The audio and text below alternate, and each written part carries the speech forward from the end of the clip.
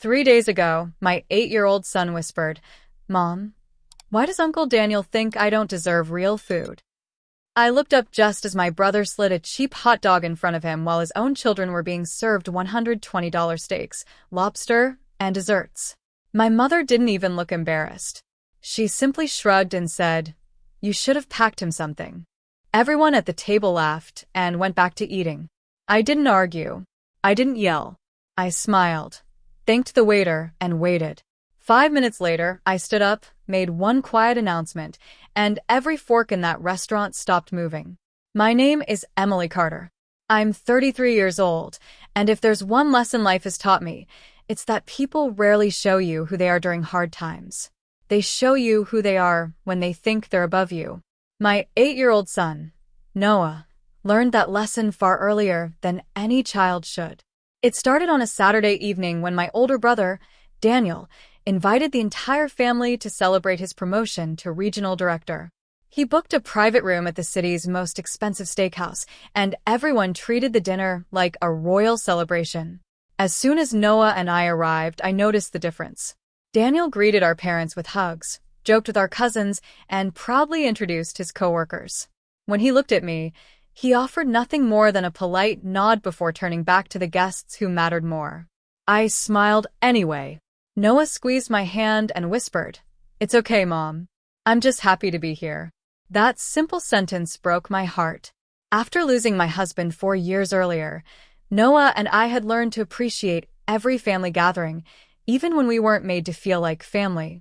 Soon the waiter came around taking everyone's orders. Daniel ordered a dry-aged steak with lobster. His wife chose filet mignon. Their 2 children excitedly picked premium steaks, fancy desserts, and colorful drinks. My parents added expensive seafood to their meals without looking at the prices. The waiter eventually smiled at Noah. "And what would the young man like?" Before Noah could answer, Daniel leaned back in his chair.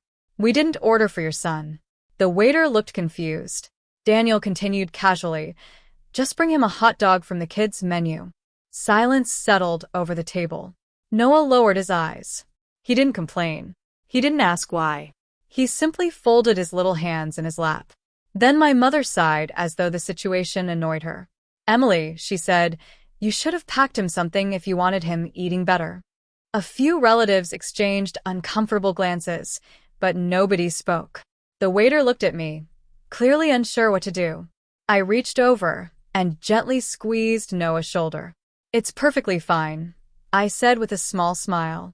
"Please bring him whatever you've already been told." The waiter hesitated before quietly walking away. Under the table, I unlocked my phone and sent one short text. Less than a minute later, I slipped the phone back into my purse just as the restaurant manager entered the private dining room. He looked directly at me, smiled warmly, and began walking toward our table. The room fell strangely quiet as the restaurant manager stopped beside our table. He smiled warmly. "Miss Carter," he said, extending his hand. "It's wonderful to see you again." I stood and shook his hand. "It's good to see you too, Michael." Around the table, confused faces turned toward me. Daniel frowned. "You two know each other?" Michael looked surprised by the question. "Of course we do." He turned back to me. "I was beginning to wonder if you weren't coming tonight. Mr. Harrison asked us to make sure everything was perfect for you." My brother blinked. "Our dinner?" he asked. Michael nodded. "Yes, sir." Daniel forced a laugh. "Well, I guess that's good customer service." Michael smiled politely. "Actually, this isn't customer service." His words seemed to freeze the room. He continued calmly. "Mr. Harrison personally reserved this private room for Miss Carter and requested that every guest receive our finest menu." Nobody spoke. My mother slowly lowered her fork. Daniel stared at me. "What is he talking about?" Michael looked genuinely confused. "You don't know?" I quietly shook my head. "I never mentioned it." Michael smiled with obvious respect. 3 years ago, when Mr. Harrison's wife passed away, Ms. Carter volunteered her accounting expertise to organize the charitable foundation Mrs. Harrison had created. He paused. There were serious financial problems after her passing. Several organizations were about to lose funding. He looked at me again. Ms. Carter spent weeks helping us rebuild everything. I only did what anyone would have done, I replied. Michael smiled. With respect, that's not true. He looked around the table. She refused every payment we offered.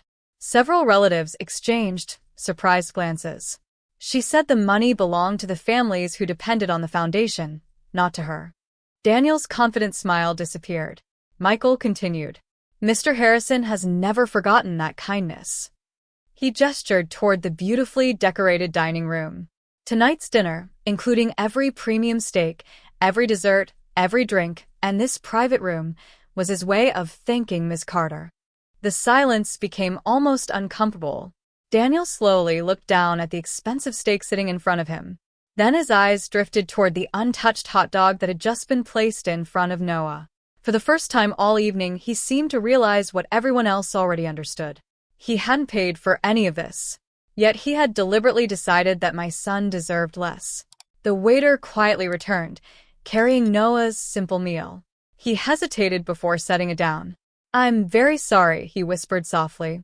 I simply smiled. It's not your fault.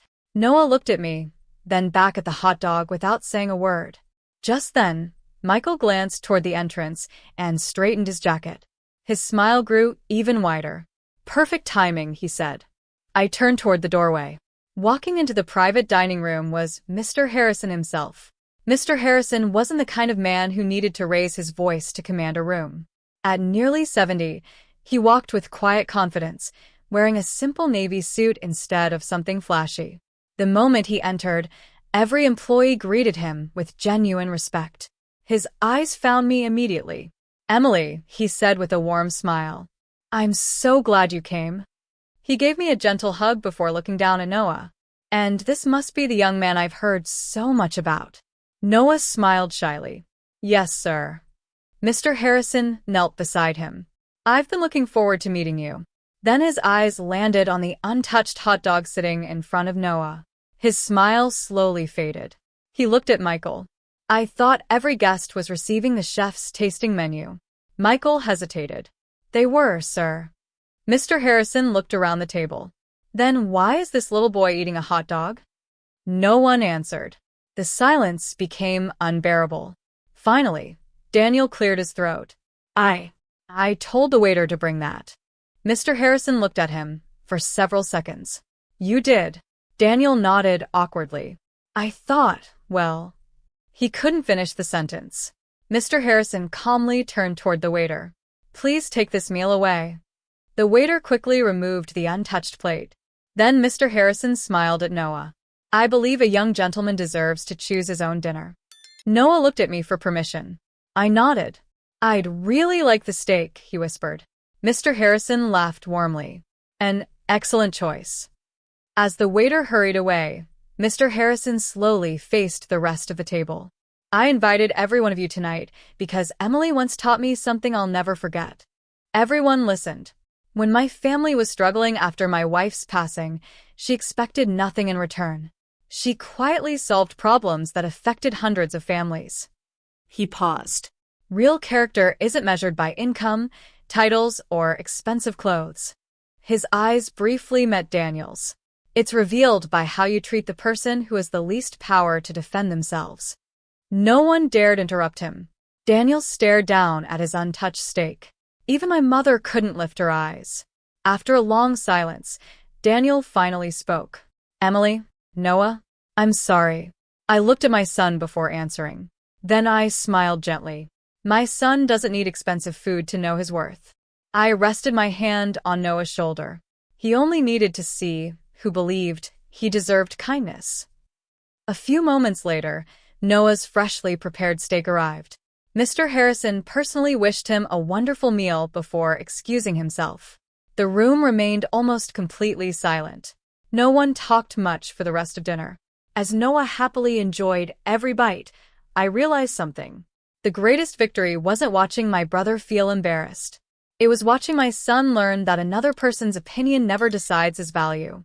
That lesson would stay with him far longer than any meal ever could.